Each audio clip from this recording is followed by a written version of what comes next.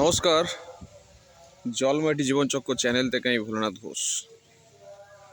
আজকে আপনাদের যে গাছটা দেখাচ্ছি সেটা হচ্ছে পেয়ারা গাছ। দেখতে পাচ্ছেন পেয়ারা গাছ প্রায় 2.5 ফুট হাইট হয়ে গেছে। এবার আর বিস্তারিত ব্যাখ্যাতে আসব। আমরা সাধারণত যারা বাণিজ্যিকভাবে বা ঘরোয়াভাবে যে পেয়ারা গাছ আমরা লাগাই বা চাষ করি, সেটা হচ্ছে আমরা কলম গাছ থেকে লাগিয়ে থাকি। কিন্তু আমি যেই গাছটা লাগিয়েছি এটা সম্পূর্ণ বীজ থেকে।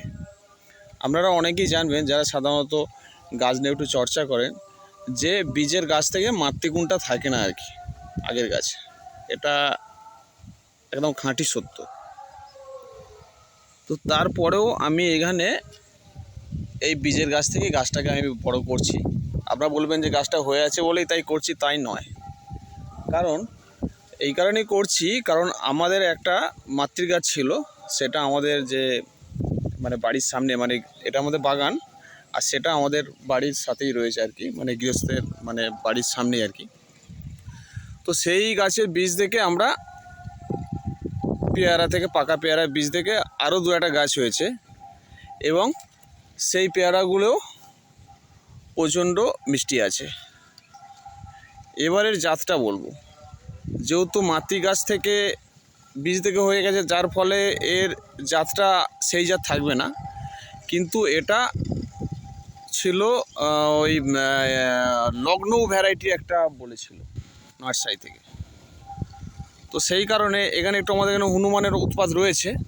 তো সেই কারণে যখন হনুমান উৎপাত রয়েছে, সেই কারণে আমার এইখানে পেয়ারা বাগান করার যথেষ্ট ইচ্ছাও ছিল না, কারণ একটা গাছের উপরে যে হনুমানের অত্যাচার হয়। আর এইখানে হচ্ছে আমাদের একটু বাগান, এটা একটু বাড়ি থেকে অনেকটা দূরে, এখানে হনুমান কম আছে তুলনায়। সেই কারণে আমি একটা পাকা পেয়ারার বীজকে বছরখানেক আগে এক জায়গায় ফেলে ছড়িয়েছিলাম, জাস্ট কোনো কোপাতে হয়নি, ওপরে ছড়িয়েছিলাম। সেখান থেকে অসংখ্য গাছ হয়ে গিয়ে এই গাছগুলো হয়েছে। তো সেই জায়গাটা নিয়েছি যেখানে অসংখ্য গাছ হয়েছে। এই দেখুন, এইখানে অসংখ্য গাছ, এইখান থেকে শুরু হচ্ছে একটা পেয়ারা থেকে, এইটা অসংখ্য গাছ। এবং এর মাতৃ গাছের বীজ থেকে যে আমাদের আরও 2-1টা পেয়ারা হয়েছে, সে পেয়ারার সাইজ, গুণগত মান সত্যিই অসাধারণ। সেই কারণেই আমি এটা করেছি। এখানে দেখুন কতগুলো আছে, 1টা 2টো 3টে 4টে 5টা 6টা 7টা 8টা 9টা 10টা, প্রায় অন্তত এখানে এখনও 15-20টা রয়েছে। এখানে এই গাছগুলো বড় হচ্ছে, টাইট হয়ে গেছে, এত ঘন হবে না, গাছগুলোকে আরও চালাতে হবে। এবার আমি সেগুলো চাড়িয়েছি। দেখুন, এই ধরুন এখানে আয়গণ্ড হয়ে আছে, দেখুন বীজগুলো ছড়ে ছিটে। এই একটা পেয়ারা গাছ চাড়িয়েছি, এইখান থেকে পরপর এই আম গাছের ফাঁকে ফাঁকে এই দেখুন গাছগুলো দ্রুত হারে বাড়ছে। পাড়ে চতুর্ধারে ধারে আমি এগুলো লাগিয়েছি। এখানে হনুমানটা কম আছে। আর এর যে শুধু যে কলমের গাছে পেয়ারাই যে ভালো হবে, এই কথাটা ভুল। মাতৃ গাছের গুণাগুণটা থাকে না, কিন্তু আমাদের যে পেয়ারাটা আছে এর কোয়ালিটি খুবই ভালো। দেখতে পাচ্ছেন গাছগুলো কেমন বড় বড় সাইজে গেছে, প্রায় 2 ফুট 2.5 ফুট করে হয়ে গেছে।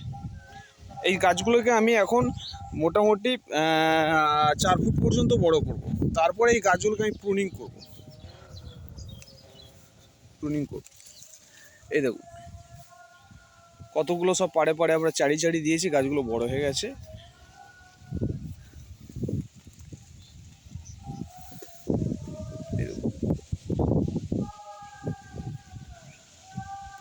প্রায় এই ধার বরাবর কম করে অন্তত প্রায় 15-20টা ধার বরাবর, বাগানের ধার বরাবর আমি লাগিয়ে দিয়েছি। আম গাছে ফাঁকে ফাঁকে এগুলো বড় হবে। প্রায় 4-5 ফুট হয়ে গেলে আমি এটা এখন মোটামুটি, এটা দেখুন আমার হাত মাপছি, এই 1 হাত থেকে এতটা, প্রায় 1.5 ফুট হয়ে গেছে। এটা 1.5 ফুট করে গাছ, কোনটা 2 ফুট হয়ে গেছে দেখতে পাচ্ছেন। এগুলোকে একটু বড় হলে আমি প্রুনিং করব। এগুলো আম গাছ রয়েছে, আম গাছে ফাঁকে ফাঁকে। এবার আমাদের ধারণা যে কলমের গাছটাই ভালো হয়, হ্যাঁ কলমের গাছটা অবশ্যই ভালো হয়, যে মাতৃ গাছের যে কোয়ালিটি আছে সেই কোয়ালিটি কলমের গাছে আসবে। কিন্তু এই নয় যে বীজের গাছ ভালো হবে না। বীজের গাছ ভালো হবে, বীজের গাছ একটু ফল আসতে দেরি হবে, এটা মানতে হবে। ফল আসতে দেরি মানে যে অসম্ভব দেরি তো না, এই গাছটা 1 বছরের গাছ, আর 1-1.5 বছর বড় হবে। অটোমেটিক্যালি এখানে প্রচণ্ড সানলাইট পড়ে, সূর্যের রোদ পড়ে, তো অটোমেটিক্যালি এখানে ফল আসবে। তার আগে আমাকে প্রুনিং করে গাছগুলোকে ঝোপালো করতে হবে, গাছগুলোকে আমি ঝোপালো করব। সেই কারণে আমি বীজের গাছ লাগালাম। আর কলমের গাছ পড়লে একটা ভালো জাতের গাছ কিনতে গেলে যে পরিমাণ খরচ, আর দ্বিতীয়ত গাছ সেট হওয়ার ব্যাপার রয়েছে, সব কিছু রয়েছে। আর বীজের গাছ হচ্ছে কি হচ্ছে, আমি গাছটা বর্ষাকালে আমি এখানে তুলে পাড়ে সব লাগিয়ে দিয়েছিলাম, তো সেই কারণে বর্ষা অটোমেটিক্যালি শর্ট হয়ে যায়। আর বীজের গাছের তার মানে রোগ প্রতিরোধক ক্ষমতা প্রচণ্ড বেশি হয়, গাছ দ্রুত হারে বাড়ে, গাছ খুব শক্তিশালী হয় বীজের গাছের। কলমের গাছ যে শক্তিশালী হয় না এটা নয়, কিন্তু বীজের গাছটা দ্রুত হারে বাড়ে এবং গাছটার মধ্যে মানে বেটার ইমিউনিটি থাকে এবং গাছটা দ্রুত হারে বাড়তে থাকে। সবচেয়ে এইটা বড় কথা, বীজের গাছ আপনার সেট হতে হতে ম্যাক্সিমাম টাইম নিয়ে নেয়, এইটা একটা রয়েছে। আর যেহেতু আমি এই জাতেরটা আমার রয়েছে, আর কলমের গাছ কী জাতের আমি পাবো না পাবো সেটা তো আমি বলতে পারবো না, তো সেই কারণে আমি এটাকেই চুজ করলাম। আর পেয়ারা গাছের রোগ পরিচর্যা নিয়ে কিছু বলবো না, এ একটা প্রচণ্ড মানে কষ্ট সহিষ্ণু গাছ।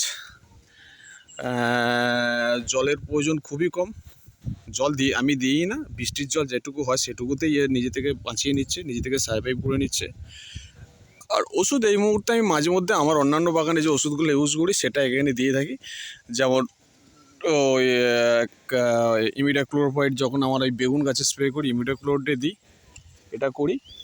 আর বুস্টার 2 পিজিআরটা অন্যান্য গাছে যখন দিই তখন আমি এটাতে বুস্টার 2টা আমি ইউজ করি, এটা দিয়েই চলছে।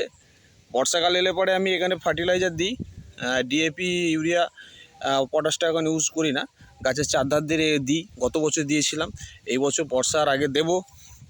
গাছটাকে বাড়ুক, নিজে থেকেই প্রচণ্ড হারে বাড়বে, গাছটাকে বড় করে ঝোপালো করতে হবে।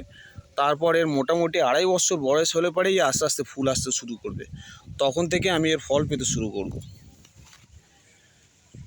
এটুকু বলার, বেশি কিছু বলার নেই, জাস্ট নর্মাল কিছু পরিচর্যা পেয়ারা গাছের জন্য আপনাকে মানে চাপ নিতে হবে না, বেশি কিছু চিন্তা করতে হবে না, এইটুকুই। আর একবার দেখে দিই সেই আমার সেই পুরনো যেখানে গাছগুলো লাগিয়েছিলাম সেই গাছগুলো, এই যে এখানে বীজ দিয়ে জাস্ট ছড়িয়ে দিয়েছিলাম। এখানে বর্ষাকালে মাঠে জল থাকে, আর কয়েক মাস পর তো বর্ষা এসে যাবে, তখন এইখানে কেউ আসে না, আর ছাগল গরু হনুমানের অত্যাচারটাও কমে যায়, যার ফলে গাছগুলো বড় হয়ে গেছে। এই গাছগুলোকেও আমাকে অন্যান্য জায়গায় আবার ওই দিকের পাড়ে আমাকে সরাতে হবে, এটুকু আপনাদের বলা।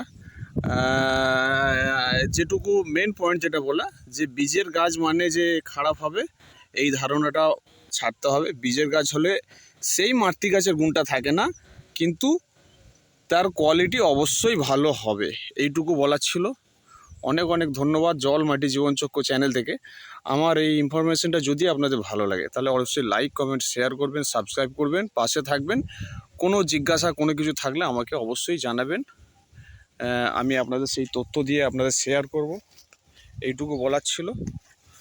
অনেক অনেক ধন্যবাদ জল মাটি জীবনচক্র চ্যানেল থেকে।